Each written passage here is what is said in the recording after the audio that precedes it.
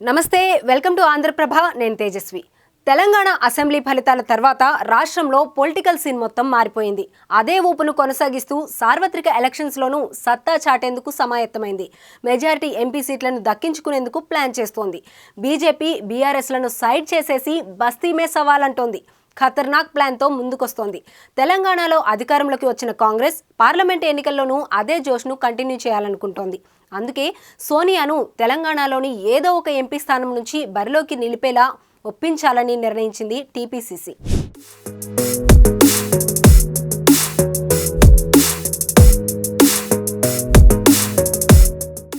కేంద్రంలో ఉన్న బీజేపీ ప్రభుత్వాన్ని గద్దె దింపేందుకు పక్కా ప్లాన్తో ముందుకు వెళ్తుంది కాంగ్రెస్. తెలంగాణలో పవర్లోకి వచ్చిన హస్తం పార్టీ 10+ సీట్లను దక్కించుకునేందుకు పక్కా స్కెచ్ వేస్తుంది. ఇది సోనియా గాంధీని తెలంగాణలో పోటీ చేస్తే సాధ్యమవుతుందని భావిస్తోంది. అందుకు పొలిటికల్ అఫైర్స్ కమిటీ తీర్మానం చేసింది.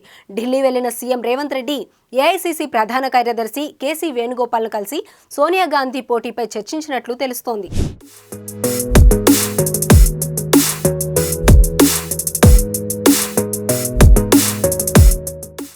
తెలంగాణ ఎన్నికల్లో పోటీ చేసే అంశంపై సోనియా గాంధీని ఒప్పిస్తానంటూ రేవంత్కు కేసీ హామీ ఇచ్చినట్లు సమాచారం.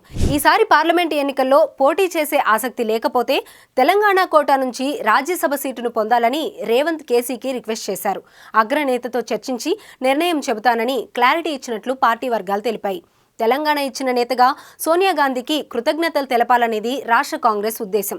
ఇప్పటికే పవర్లోకి తీసుకువచ్చి థ్యాంక్స్ చెప్పిన పార్టీ త్వరలో సోనియా గాంధీని తెలంగాణ నుంచి ప్రాతినిధ్యం వహించే అవకాశం ఇవ్వాలనేది నేతల అభిప్రాయం. సీఎం రేవంత్ ప్రత్యేక ఇంట్రెస్ట్తో ఈ నిర్ణయం తీసుకున్నారు. అసెంబ్లీ ఎన్నికల్లో కాంగ్రెస్ 65 సీట్లతో బొటాబోటీ మెజారిటీతోనే ప్రభుత్వాన్ని ఏర్పాటు చేసింది.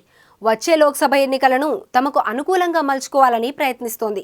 ఈ ఎన్నికల్లో మెజారిటీ ఎంపీ సీట్లను గెలుచుకుంటే ప్రజాభిప్రాయానికి అనుగుణంగా రాష్ట్ర ప్రభుత్వం సుస్థిరత కూడా సాధిస్తుందని పార్టీ నాయకత్వం భావిస్తోంది. దీంతో అగ్రనేత సోనియా గాంధీని రాష్ట్రం నుంచి బరిలోకి దించితే లోక్సభ ఎన్నికలను ప్రభావితం చేయవచ్చన్న యోచనలో ఉంది. లోక్సభ ఎన్నికల్లో సోనియానే ఇక్కడి నుండి పోటీకి దించి ప్రజల దృష్టిని మరోమారు ఆకర్షించాలని రాష్ట్ర నాయకత్వం భావిస్తోంది.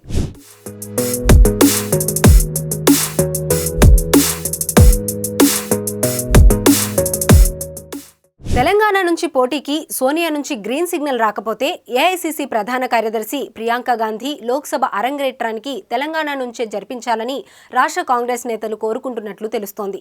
సోనియా ప్రియాంకలో ఎవరో ఒకరు తెలంగాణ నుంచి పోటీ చేసేందుకు ఓకే చెబితే ఏ నియోజకవర్గం నుంచి రంగంలోకి దింపితే బాగుంటుందన్న అంశం కూడా చర్చకు వచ్చింది.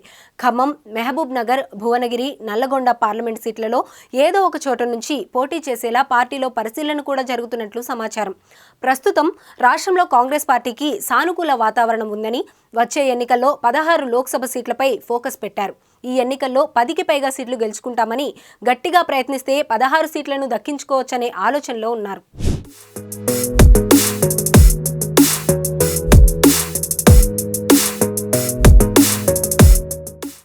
మంత్రులు, పార్టీ ముఖ్య నేతలకు లోక్సభ నియోజకవర్గాల వారీగా ఇన్ఛార్జ్ బాధ్యతలను అప్పగించారు సీఎం రేవంత్ రెడ్డి. చేవెళ్ల, మహబూబ్ నగర్ లోక్సభ నియోజకవర్గాలకు ఇన్ఛార్జిగా సీఎం రేవంత్ రెడ్డి వ్యవహరించనున్నారు. సికింద్రాబాద్, హైదరాబాద్ నియోజకవర్గాలకు భట్టి విక్రమార్క, నాగర్ కర్నూలుకు జూపల్లి కృష్ణారావు, నల్లగొండకు ఉత్తమ్ కుమార్ రెడ్డి, భువనగిరికి కోమటిరెడ్డి వెంకటరెడ్డి, వరంగల్కు కొండా సురేఖ, మహబూబాబాద్, ఖమ్మంకు పొంగులేటి శ్రీనివాస్ రెడ్డి, ఆదిలాబాద్కు సీతక్క, పెద్దపల్లికి దుద్దిళ్ల శ్రీధర్ బాబు, కరీంనగర్కు పొన్నం ప్రభాకర్, మెదక్కు రాజనరసింహ, మల్కాజ్గిరికి తుమ్మల, నిజామాబాద్కు టి జీవన్ రెడ్డి, జహీరాబాద్కు సుదర్శన్ రెడ్డి ఇన్ఛార్జ్ బాధ్యతలు చేపట్టనున్నారు.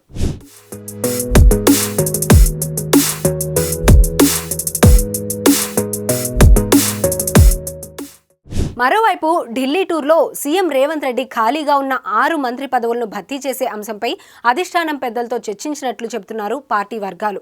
మైనారిటీ వర్గానికి మంత్రివర్గంలో ప్రాతినిధ్యం కల్పించాలని నిర్ణయించినట్లు తెలిసింది. అయితే గెలుపొందిన 64 మందిలో ఒక్కరు కూడా ఈ వర్గానికి చెందిన వారు లేకపోవడంతో అధిష్టానం నిర్ణయించిన నేతను ఎమ్మెల్సీగా తీసుకుని కేబినెట్లో చోటు కల్పించాలని భావిస్తున్నట్లు తెలిసింది.